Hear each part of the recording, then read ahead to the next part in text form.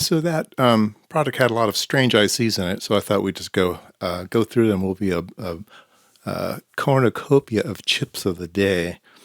So this one kind of threw me. There seems to be a data output connection that's serial, and so this chip was on there. So there's no formal serial connector. It looked like it was a 1/16 inch jack that you plugged in to get data out. So this is the chip that he chose to put in there, which seems to be way overkill for what he's doing with it. It is 3 driver, 5 receiver.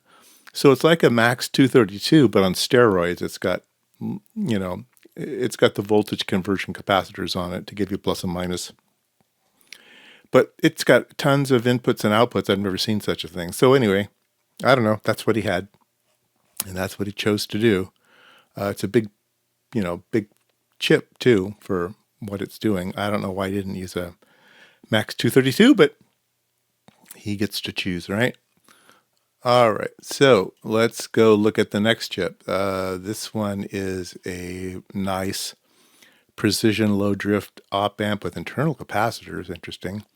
Integrate on chip with a sample and hold capacitors usually required externally. Further offset voltages. Yeah, let's look at the features here.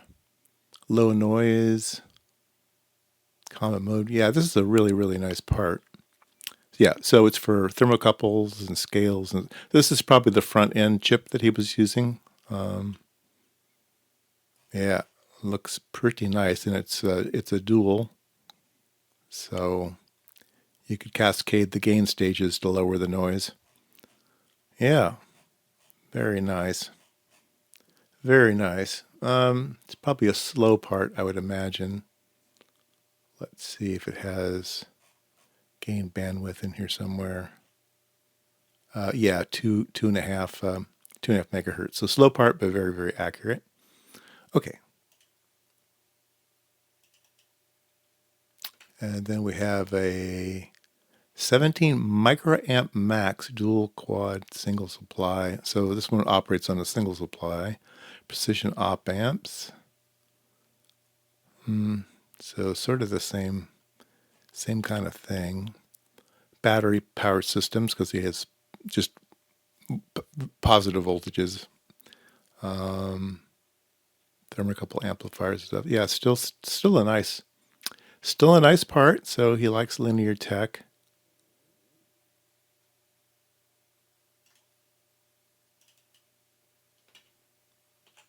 All right, so he needs to store his calibration data, I guess. Maybe it does data logging, and then that's what the serial port is for. So it has 32K I2C Smart EEPROM. Okay, that's a real standard part, 24C32. See them everywhere. So this one confused me. He's got 2 of them in there. He's got 2 serial EEPROMs. So he must have wanted to keep them separate, one for data and one for calibration. So this is a small one. This is a 1K. So he put in 2 chips. Instead of dividing the other one up, I guess he wanted the entire 32K and put in another one just for cal data. That's my guess.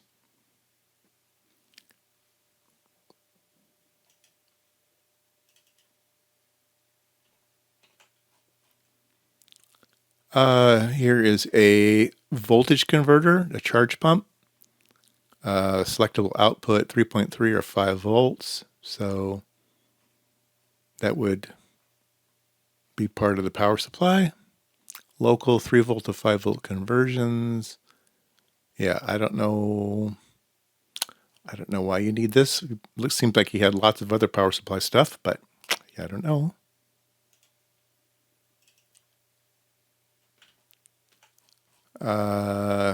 This is probably his voltage reference for his A to D. He had an LM385, 2.5 volt reference.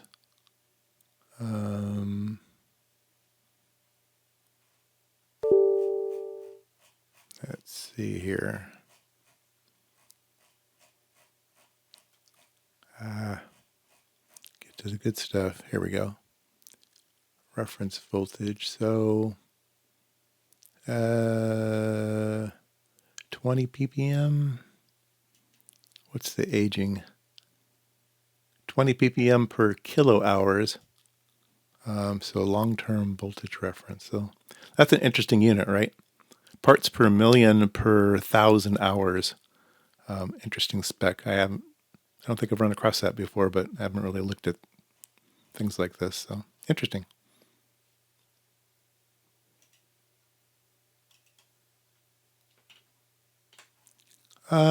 Pretty generic low power dropout regulator. So no surprise there. Just output voltage reference with low dropout, which means it can operate down. It doesn't need a lot of headroom, which is good for battery power applications. You don't want to throw away a bunch of voltage. So fancy block diagram. All right, let's see here. Another Maxim chip. Oh, I talked about this one. Yeah, 18-bit, plus and minus 18-bit. Oh, even better. Plus and minus 18-bit ADC, ADZ with serial interface, so you don't eat a bunch of microprocessor lines. It needs a crystal. It needs plus and minus 5 volts. It needs an external capacitor.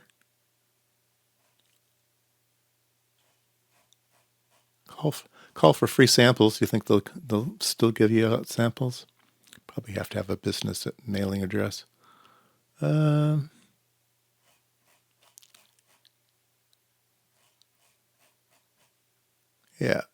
let's see if I can find here we go, test typical application. So here, they probably, when he put in his 2.5 volt reference, he probably was looking at this schematic saying, oh yeah, I need a 2.5, and then I'll divide that down and be able to tweak it for my maximum chip. And yeah, there you go. That's why he had the 2.5 in there.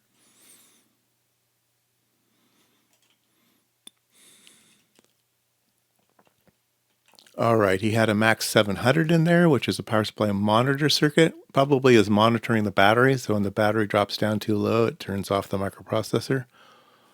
So you see these often in battery powered applications.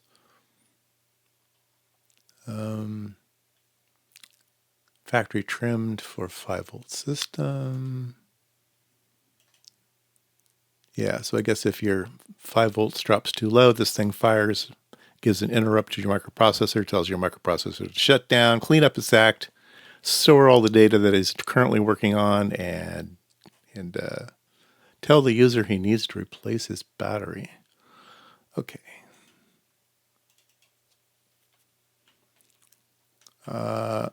Interesting. Digitally adjustable LCD bias supply. Wow.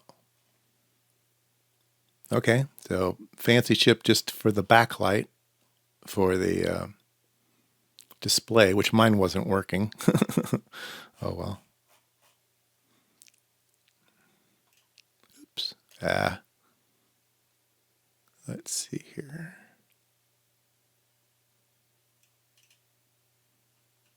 Not recommended for new design chip. 10 microamp low dropout precision voltage references. Oh, here's another voltage reference. Oh, he's got 2 voltage references. Yeah, see, I don't know. He seems to throw a lot of chips in his circuits. Here's another voltage reference. Maybe this one was used. And I don't know why he's got 2. He's generate one, use it for the other one.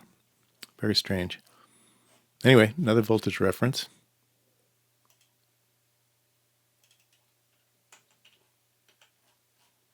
Here's a very, very generic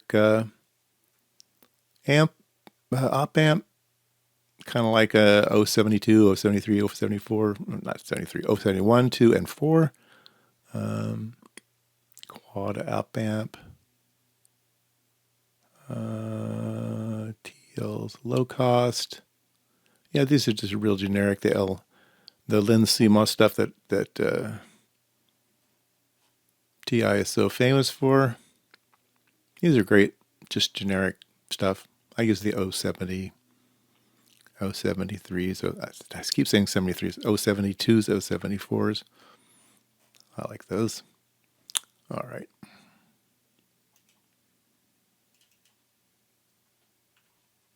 Here's another op amp, another generic one from TI.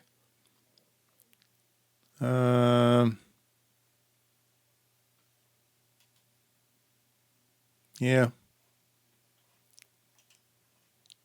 Probably he could have just used the same part, but he wants different ones. I don't know. Pretty strange.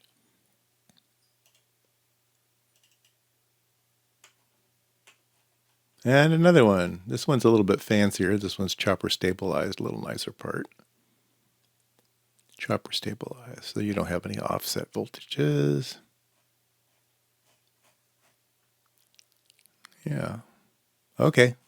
Anyway, there you go. Those were all of the chips in there. A lot of these that I haven't ever run across before. So his choice of parts was kind of out of my experience, but some interesting ones and some interesting choices. You know, two EEPROMs, that weird Max 232 chip. I just overkill. Maybe they had a bunch of them at the. A lot of times when you're designing products, the product before that, or maybe a sister product and stuff, will use a particular chip, and you've got them in stock anyway. You're buying them in volume, and even though it was way overkill for this particular application, they were getting them cheap, or they had extra stock or whatever. So just go ahead and use them. So yeah, there you go.